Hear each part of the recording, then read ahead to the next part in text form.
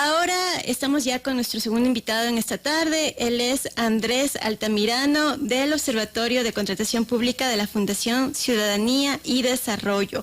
Con él vamos a hablar de un tema interesante e importante que tiene que ver justamente con la transparencia en la contratación pública. Uno de los reclamos permanentes que existen justamente en esta área esencial del Estado ecuatoriano, por donde circulan decenas o miles de millones de dólares y que es básico justamente para las distintas actividades, obras, servicios que provee el Estado ecuatoriano, pero que lamentablemente muchas veces ha estado involucrado, o gran parte de las veces ha estado involucrado con escándalos de corrupción y muchas irregularidades. Con Andrés vamos a topar justamente qué hacer en este ámbito. Primero, bienvenido y buenas tardes.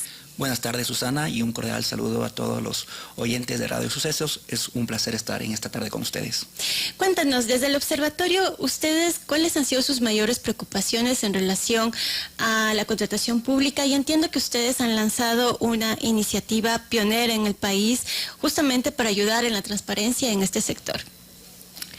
Bueno, Susana, antes de abordar la herramienta de contratos transparentes ese que acabas de mencionar, es importante preguntarnos, y quizá varios ciudadanos se interrogarán qué es la contratación pública, ¿no? Y la contratación pública es el proceso por el cual las entidades públicas del Estado adquieren bienes, servicios u obras para satisfacer las necesidades de los ciudadanos. Por lo cual la contratación pública es un proceso que es vulnerable a riesgos de corrupción. En esa línea, el Observatorio de Contratación Pública de Fundación Ciudadanía y Desarrollo es una iniciativa que trata, a través del análisis de la contratación estatal, promover la eficiencia y la transparencia del recurso de todos. En esa línea también, en conjunto con DataSketch, con Open Contracting Partnership, que es una organización a nivel mundial que ayuda a los gobiernos a que existan más compras transparentes y participativas, y también con el apoyo de la Corporación Andina de Fomento, hemos desarrollado una plataforma que la hemos denominado Contratos Transparentes EC, que permite identificar comportamientos sospechosos en la contratación pública. Entonces, justamente, la ciudadanía a través de Google puede ya acceder a contratos transparentes ese y ver los comportamientos sospechosos que se presentan en las compras que realizan las instituciones en el Ecuador. ¿Cuáles son estos comportamientos sospechosos o a qué ustedes llaman comportamientos sospechosos? Es muy buena pregunta, Susana.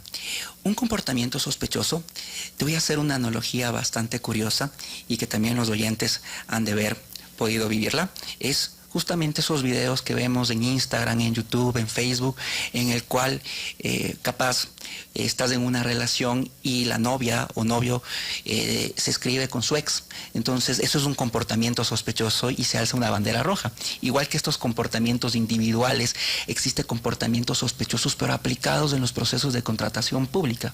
Y los procesos de contratación pública tienen varias etapas que van desde la planificación de la compra hasta la ejecución de la compra. Entonces, todas estas etapas generan información. Imaginémonos igual como que un individuo va a realizar una compra en un supermercado, planifica qué comprar, qué necesita, selecciona a qué mercado va a ir y realiza la compra. Todas estas etapas generan información. Esta información, en el caso de manera individual y en un supermercado, se registra en un software que puede ser de esta tienda, pero en el Estado tenemos nosotros un propio sistema que se denomina Sistema Oficial de Contratación Pública del Ecuador, y es el software con el cual se registra los procesos de contratación y se registra esta información que, bien aprovechada, puede permitir identificar comportamientos sospechosos. ¿Cómo qué? Por ejemplo, cuando existe un solo oferente en un procedimiento de contratación, o cuando también existe que la firma del contrato o el inicio de un contrato se da en un feriado no laborable. ¿Y esto es recurrente? Por ejemplo, ¿se firma frecuentemente contratos en un feriado? ¿Eso pasa en Ecuador? ¿Sabes qué? Tuvimos un resultado bastante agradable al analizar justamente este indicador de contratos que se firman en un feriado o en un día no laborable, porque en sí el Sistema Oficial de Contratación del Estado, el SOCE, está parametrizado para que no ocurra eso. Sin embargo, tenemos ciertos casos desde el año 2015 hasta el 2023 que podemos analizar, que sí, efectivamente hemos encontrado procedimientos de contratación que se han firmado en días no laborables. Entiendo que esta plataforma, de alguna manera, supongo yo, sirve de utilidad también para las autoridades de control, ¿no es cierto? Para que puedan identificar de manera preventiva alguna situación que pueda derivarse en algo mucho más complejo o terminar en alguna situación irregular de contratación. ¿Cómo ustedes están coordinando o, digamos, esto está siendo usado por estas autoridades? ¿Qué está pasando en ese campo? Sí, desde la Fundación y el Observatorio de Contratación Pública, lo que nosotros hemos realizado es otorgar una herramienta para que todos los actores del ecosistema, tanto funcionarios públicos, por ejemplo, de la Contraloría General del Estado, también de las entidades contratantes, para que actores de la sociedad civil, academia y el sector privado puedan monitorear y supervisar activamente los procesos de contratación. Nosotros, al entregar esta herramienta, lo que queremos es que se realice recomendaciones para mejorar el gasto público. Y nosotros como observatorio también realizamos informes de seguimiento a los procesos de contratación. En ese sentido, nosotros al realizar estos informes analizamos cómo las entidades están realizando sus compras, pero también proponemos ¿qué oportunidades de mejora tenemos en este ecosistema? En ese sentido, nosotros lo que tratamos es de construir un ecosistema mucho más fuerte y que se involucre en la supervisión del recurso de todos. Evidentemente, este es un tema básico. Nosotros lo hemos explotado mucho en Plan B, haciendo investigaciones, entrando a estas plataformas que en realidad no son amigables, las del Estado, específicamente las del CERCOP, que es el Servicio de Contratación Pública. Son muy complejas y pues lo ideal sería que cualquier ciudadano pueda entrar y pueda revisar, pero tiene sus trucos, por decirlo así, para poder entender qué es lo que pasa por allí. ¿Hay la posibilidad de que la Fundación o ustedes como aliados puedan entrar a capacitar justamente cómo usar estas plataformas, la que ustedes han lanzado, pero también la plataforma oficial donde están ahí corriendo los contratos día a día? Sí, y para precisar lo que dice Susana, hay 3 plataformas que la ciudadanía puede utilizar para acceder a la información. Primero es el Sistema Oficial de Contratación Pública del Estado, el SOCE, que como tú señalas, tiene una interfaz gráfica bastante difícil de usar. Aparte que cuando tú buscas procedimientos de contratación, tiene un CAPTCHA que te permite buscar solo 6 meses los procedimientos de contratación. Esa es la primera plataforma, que es la plataforma transaccional, en la cual las entidades contratantes publican sus procesos de contratación para que los proveedores del Estado oferten. La segunda plataforma es la de Contrataciones Abiertas de Ecuador, o CDS. Esta plataforma es fruto del primer plan de gobierno abierto del Ecuador. ¿Qué se estipuló en este primer plan? Son 10 compromisos. Entre estos, la creación de una plataforma que libere los datos del SOCE, de este primer sistema, pero de forma abierta, de forma estructurada, para que la ciudadanía pueda descargarse mediante formatos como XLSX, como formatos también de CSV, y pueda utilizar para generar información.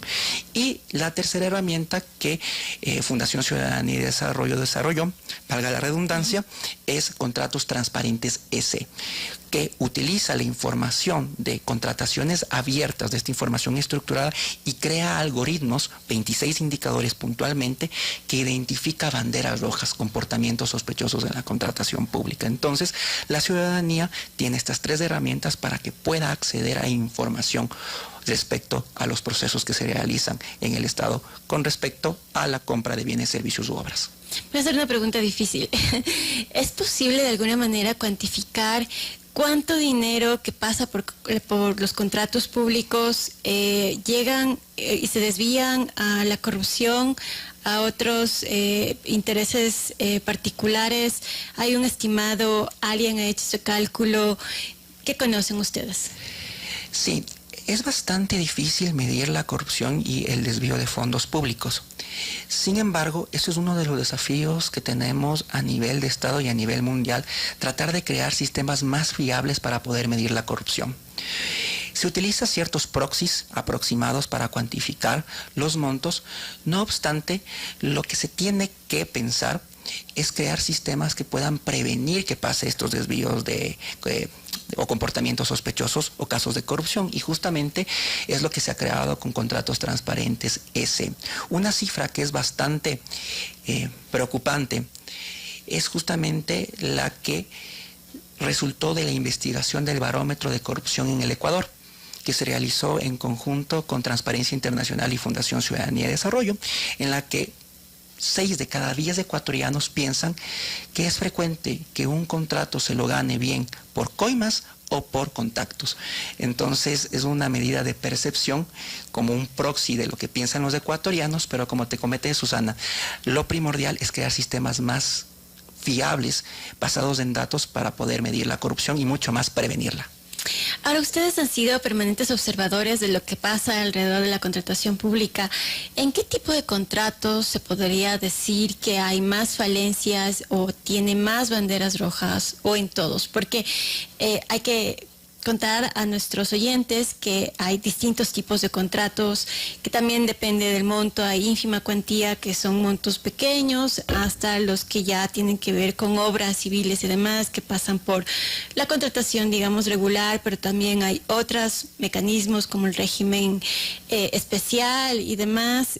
Bueno, ahorita es como hablar muchas cosas técnicas alrededor de los contratos, pero ustedes han logrado identificar si hay un sector en especial dentro de la contratación que levante más sospechas.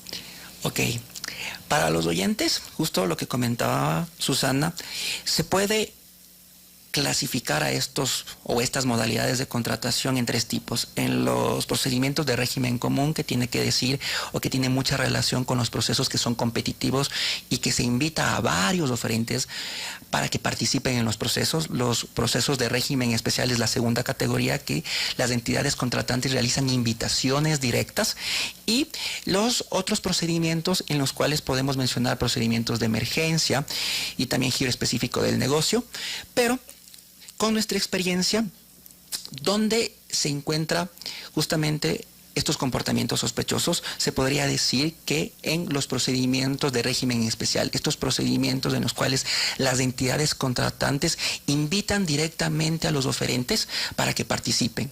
Entonces no existe una competencia abierta, y es un problema que tenemos justamente en los procesos de contratación pública en el Ecuador. ¿Y hay alguna manera de mejorar estos mecanismos? ¿Ustedes han dado sugerencias justamente para bajar estas, no sé, puertas abiertas que existen en la contratación pública? Sí, efectivamente, Susana. Lo que nosotros hacemos es recomendar con base a los hallazgos y buenas prácticas internacionales. Entonces, para también los oyentes conozcan, en el Ecuador ya existe una mejoría de la concurrencia de oferentes en los procedimientos de contratación. Es decir, que ya existen más oferentes que participan por adjudicarse un proceso de contratación. Eso es bueno. Sin embargo, todavía no llegamos a la meta en el cual exista una concurrencia oportuna para que puede existir mayor valor por el dinero, que significa tener mejor relación precio-calidad de los bienes o servicios. Y en ese sentido, nuestras recomendaciones que se han realizado es tratar de siempre que las entidades contratantes utilicen regímenes comunes o procesos abiertos para que los oferentes puedan participar. Dentro de nuestros indicadores, por ejemplo, para poder mejorar la concurrencia, se encuentra que el objeto contractual sea muy descriptivo, es decir, que una entidad contratante no solo coloque compra de vehículos como objeto contractual, sino que detalle de mejor manera lo que quiere comprar.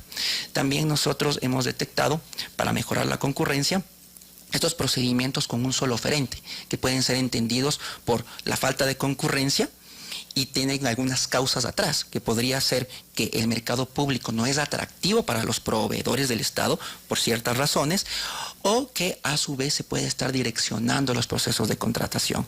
Entonces, justamente a través de estos indicadores de contratos transparentes DC, nosotros hemos recomendado el uso de procedimientos que sean más competitivos. Sí, justamente recuerdo en una investigación que hicimos en Plan B sobre los contratos relacionados con mascarillas en la época de la pandemia, la parte donde se pone la descripción del contrato, contratar tantas mascarillas por la emergencia y demás, eso estaba escrito de 1000 maneras, de 1000 formas, y teníamos que entrar contrato para ver si era mascarillas o qué otro tipo de cosas se estaba contratando. Todas estas cosas parecen todavía que hay mucho por hacer para mejorar. Sí, efectivamente, la contratación pública es una temática bastante difícil y bastante técnica. Sin embargo, tenemos que entender que la compra pública es la viabilización de las políticas públicas. Si un gobierno autónomo descentralizado quiere mejorar la salud, puede construir un hospital o puede proveer de medicamentos. Entonces, de cierta manera, lo que hace la contratación pública es ser una viabilizadora de los derechos humanos, tener mejor salud, tener mejor educación, también de proveernos de mejores servicios gubernamentales.